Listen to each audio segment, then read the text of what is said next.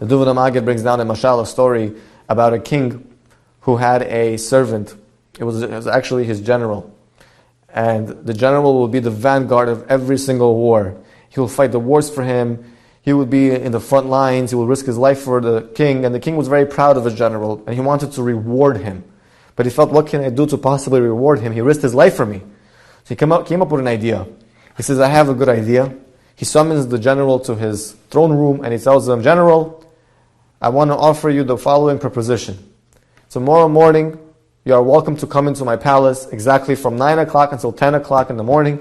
And you could take whatever you want, anything your heart desires.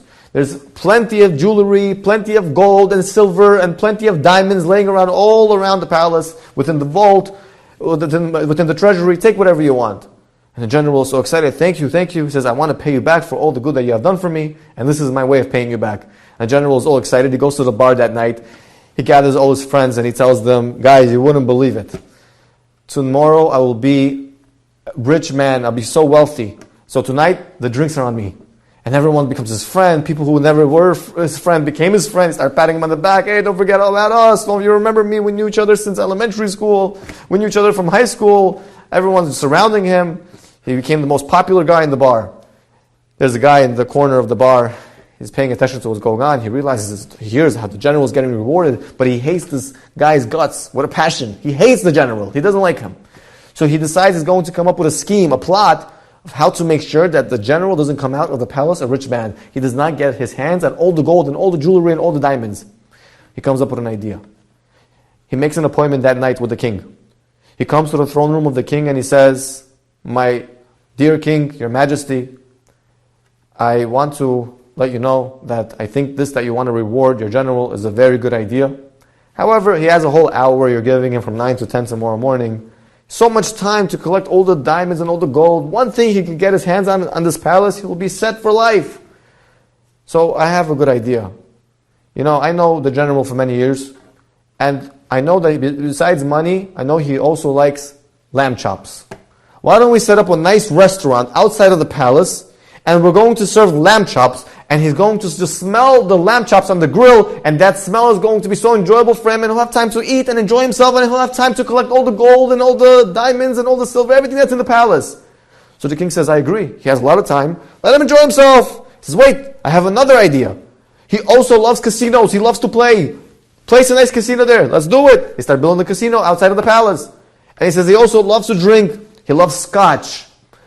Prepare for him a nice bar outside of the restaurant with all the steak and the lamb chops. Make sure he also has a place to go to drink the most finest scotch. Finest bottles of wine. And the king sets that up as well. And he says he loves movies, and they place a nice movie theater. He loves art, and he loves music. And they place a nice museum with art galleries. And they also place a 150-piece orchestra over there with the cellos and the violins. And the king is very excited. Tomorrow morning, my general is going to live it up. He's going to have the utmost pleasure there is in this world. He's going to have everything in the palm of his hand within just an hour. He could enjoy himself and have it all. Finally, the next day comes at 9 o'clock, and all his friends are gathered by the gates of the king, and they're all waiting. They're waiting for the gates to open. 9 o'clock is going to hit. Can't waste any time. And there he shows up, the general. He put on his Jordans. He's all ready to go. He's ready. He got his jersey. He's ready to go in and get his hands on all the gold he could possibly get his hands on. I'm going to come out of here wealthy. Don't worry, guys. I'll take care of you. And finally, it's 8:59, and 9 o'clock comes, and they're slowly opening up the gates. He doesn't want to waste a second, so he squeezes his way through, and they're like, go, go, go. And he finally gets his way through the gates. He's running towards the palace. He's running, doesn't want to waste any time. And suddenly, he smells lamb chops. And this guy loves lamb chops. He's like, okay, I can't, I have a whole hour. I'm sure I'll make it. I'll have time to collect all the gold and all the silver. I'll make sure, I'll leave some time to go ahead and collect all the gold. I'm going to go and enjoy my lamb chops. So he goes inside the restaurant. They serve him the nicest, finest lamb chops. He's enjoying himself with the fork and the knife. And then he gets thirsty. He comes out, conveniently enough, across the street from this restaurant where he just enjoyed his lamb chops. There's a beautiful bar. So he goes inside the bar. He starts to drink, and they start offering him all types of bottles. And this wine bottle is from 1957, and this bottle is from 1942, and this one is from 1930s. Like, I've never seen such old bottles of wine. This is so delicious. This is so good. And he starts chucking this bottle down his throat, and this one, He's enjoying himself. And then they say, wait, there's also scotch. And he brings out the scotch. He loves scotch. He's okay, I got to try the scotch. He starts drinking the scotch. He looks at the time. He literally just wasted 30 minutes. He has only 30 minutes left. 30 more minutes to get to the palace and to get his hands on all the gold and all the silver and all the diamonds or whatever it is you could imagine that's lying within the palace. So he gets out of there, he starts running towards the palace, and suddenly he sees there's this humongous casino. And there's a guy standing outside of the casino shuffling cards. Hey, would you like to play? He says, no problem. How long will it take? Only 5 seconds. He starts shuffling the cards. They start playing. He wins the first time. He's like, great, let me play again. Maybe I'll win the second time. He plays again. He loses the second time. He's like, listen, I won the first time. Maybe I'll win the third time. So he tries again, and he loses. And he's like, I'm wasting my time. He looks at the time, just wasting another 10 minutes. He has 20 minutes left to go.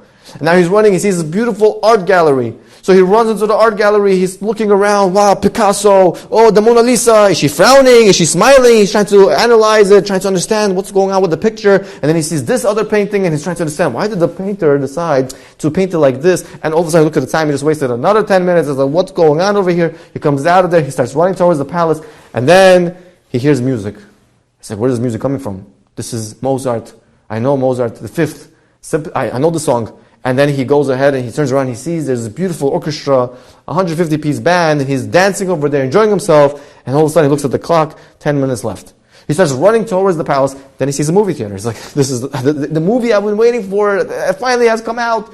I've been waiting for this movie to come out for so long. He sees in the front of the theater. They say, this new movie came out. He's waiting for this movie to come out. He runs in there. He's enjoying the spoils it for himself, the last few minutes of the movie. He comes out of there crying, and the girl died. And he's crying and he's sobbing, he's bawling. And he looks at the time. He's crying even more that he wasted even more time. And he only has about 5 minutes left. So he says, that's it. Enough is enough. I'm just going to go back to that bar, get one more drink because I'm really thirsty. I'm running around from place to place. I'm going to make sure I'm going to drink. I'll be fine. I'll have enough. I'll take some bottles with me. He goes back to the bar. He starts drinking some more, and then he comes out of there and he starts running towards the palace. And you get where I'm going with this. He's wasting time, and there's finally 1 minute left.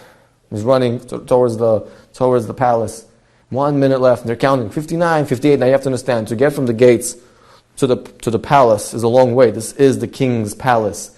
And finally gets to the doors of the palace, and these doors are humongous. They're huge, golden doors. And there's 2 doors in front of him, and he's trying to open it, but it's so heavy. So he places 1 foot on one door, and he's trying to pull, and he doesn't understand. How am I going to pull? How am I going to open this door? And he's trying to pull. He looks around. He sees there's a few diamonds lying around. He says, I can't imagine. This is what's lying outside of the palace. What's going on inside the palace? So he quickly gets his hands on a few diamonds that are lying around on the ground, and he puts it into his pocket, and he continues trying to pull the door open. And finally, he opens it just enough, and they're counting 29, 28. And he looks inside, and he sees there's a vase. He says, if I could get my hands on that one vase, I'm coming out of here a wealthy man, a rich man. That one vase is millions of dollars, I'm sure. I'll be set for at least my life. I'll be good. And I'll just get my hands on that vase, and I'll be good to go. And he's trying to pull the door a little bit more, and they're counting already in 10, 9, 8. He finally somehow squeezes his hand through, and he's already touching the vase, and it's tipping over. And just as he's about to grab onto the vase, suddenly he starts feeling all nauseous from all the running and all the drinking and all the eating. And they go 5, 4, 3, 2, and just as he's about to grab onto it, all of a sudden he just faints and he knocks out. He's on the ground. He throws up all over himself. Ugh, just terrible scene. And they announce, time is up, and all you got is all you got. And all you got is some throw up. And they bring over the guards, and they pick him up, they throw him over their shoulder, and they take him out of the courtyard, and they bring him outside the palace gates, and they close the gates on him, and he's laying there, oh, what happened? And all his friends come, they try to check his pocket, what's going on, what happened? He smells, like, get away from him, he smells, we don't want him, forget it, we don't want anything to do with him, fool, he had a whole hour in the king's palace, he wasted his time. And the guy who set him up, the guy who put all these, all these things, all the museum and the restaurant and the bar, all these things to distract him, was laughing, walking away, saying, fool! An hour in the king's palace, and all he came out with was some throw up. The guy's a fool. But the truth is, that's how we are. Hashem doesn't give us an hour in this world, He gives us 120 years. And He says, I put so many diamonds in this world. I gave you so many opportunities to do mitzvot, and each of these mitzvot are going to be wiring reward to the next world. You're going to be able to come out of this world with mansions waiting for you, with so much waiting for you in the next world. But we get carried away with all the physicality of this world. We forget our purpose. We forget what we came to this world for. And because we get so carried away with it, and we're so busy trying to acquire the most cars and the most houses, and we forget, not that there's anything wrong with enjoying this world, but Hashem says, don't forget, I didn't just want you to enjoy this world, I want you to enjoy the next world. And if you follow my manual, you follow my guidebook, the Torah, you'll be able to enjoy the most possible pleasure from this world, and even more so, you'll be able to enjoy the next world. That's the purpose of life, to try to attain as much goals, to try to attain as many mitzvot as we possibly can.